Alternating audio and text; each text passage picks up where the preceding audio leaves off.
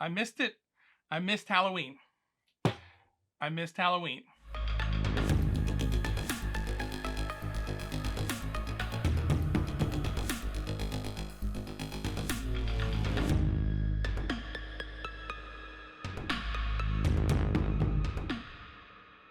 Hello, Tarantula lovers. I'm Alex, and welcome back to Tarantula Haven.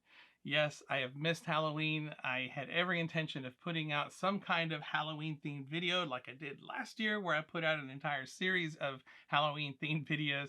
I just could not get it together this year. There are just not enough hours in the day for me to get done what I need to get done, and I am stretched so thin, so I apologize for that. Today's video may turn out to be somewhat scary anyway. If you recall a couple of videos back, I put out a video where my orange baboon tarantula had made an egg sac. I had paired her against my better judgment, but I know that they don't make huge egg sacs and there aren't that many babies that are going to come from that because they're kind of a dime a dozen, and they're not exactly going to bring me in a ton of money or anything like that. But I wanted it for the experience. I just wanted to try it out and see what it was like. And it was kind of neat to experience that pairing because, you know, they have a very nasty disposition and a very feisty nature, and you would assume that because they are that way that they might be that way toward each other, but the opposite was actually true. It was one of the gentlest pairings that I think I've ever seen. It happened really quick, so both of them were ready and very receptive, and I think that little male just kept trying and trying until she finally got fed up with him and left. So here's a little clip of that.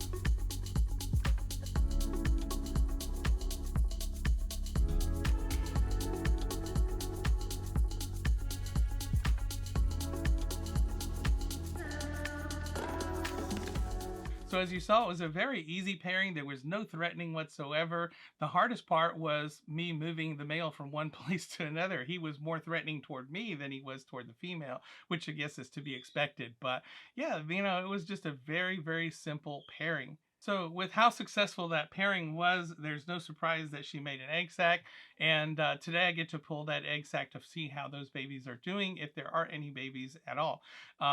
Today marks day 28, and I'm really anxious to get it out because I don't want what happened with my Trinidad Chevron to happen with these little guys, because I don't want OBTs running around all over the place.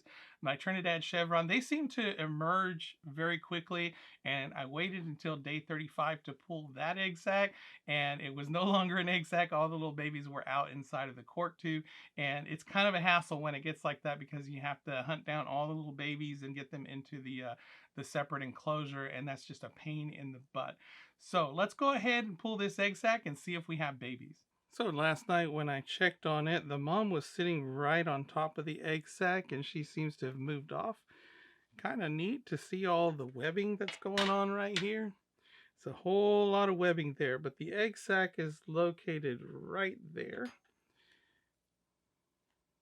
Right here in this corner. And I know that mom is right under here, so I got to be real careful to make sure that she does not come out. I was thinking that I was going to have to remove her, but it looks like she may let me get this out without her presence. So we will see.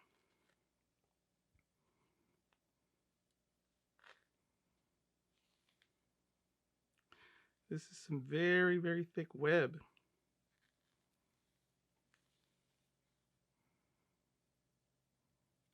All right, so far mom's a no-show. Really. Oh, there's some tapping going on, I feel. I don't want to be sticking my fingers in there. Oh, I just saw some tapping again. Yeah, she's not happy. She is right here. Oh, there we go. There's mom. All right, let's see if we can get mom out of here because she's going to give me a hard time. She's never too far from her egg sac. There she is. Oh. Hey, mom.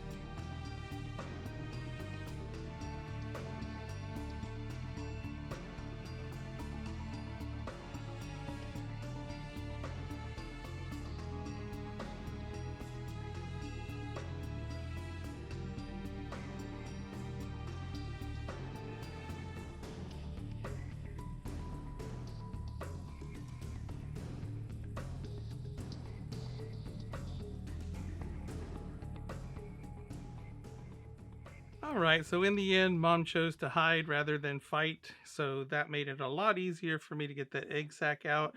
I was still worried because she was still tapping from back there where she was hiding, but I was able to go ahead and get that egg sac out. All right, so let's see what we've got. So the egg sac feels full. Definitely something going on in there.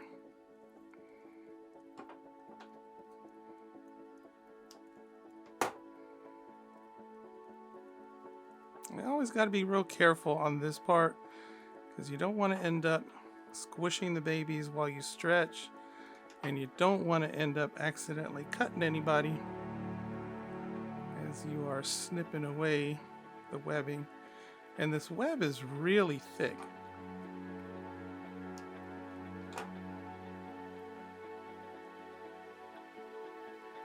All right, I'm seeing something there already.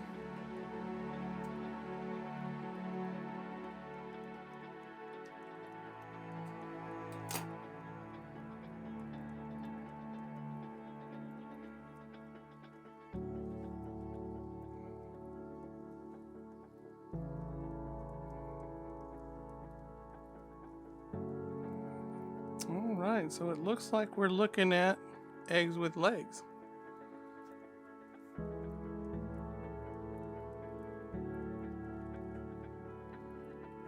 They are very pale.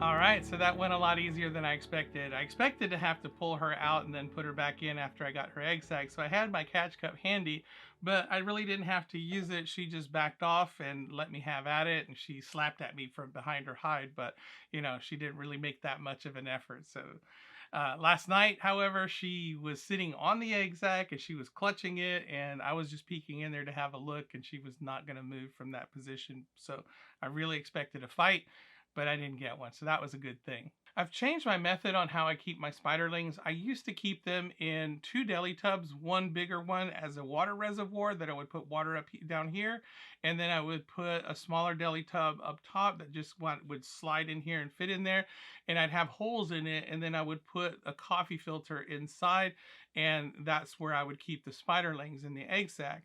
But what I found is that the spiderlings would sometimes crawl out and around inside the coffee filter, and they would get underneath through the holes of the deli tub that would sit on top, and I would find them inside the water reservoir, especially with those small species like the Delicathele diamantinensis, and sometimes they'd be floating on the water, crawling around, and I didn't suffer any losses because they float, they don't drown.